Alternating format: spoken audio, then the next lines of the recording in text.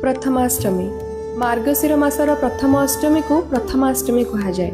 हेले काहींकि गीतारे भगवान श्रीकृष्ण कहिचंती मासानंग मार्गशीर अहम अर्थात भगवान कहिचंती मास मध्यरे से निजे होचंती मार्गशीर। तेणु मार्गशीर मास जे सबु मास मध्यरे उत्कृष्ट एथिरे कोनोसी दिमत नाही। एही आधार रे पूर्व काल रे ओडिया पांजी गणना अनुसार मार्गशीर हेउथिला प्रथम मास। एही मासरु ओडिसार विभिन्न अंचल रे विभिन्न प्रकार शस्य जेमिति कि धान बिरी मुग आदिर अमल हुए। तेणुकरी एही मासर प्रथम अष्टमी रे नुआ बिरी रे पिठा करा जाय मां षष्ठी को पूजा करा जाय। मां षष्ठी होचंती सृजन शक्तिर अधिष्ठात्री देवी। घरर पिलांकु से सबु विपदरु रक्षा करती तथा सुख समृद्धि और दीर्घायु प्रदान करती। पुरी श्रीमंदिर रे मध्य एहार प्रचलन रहिछि।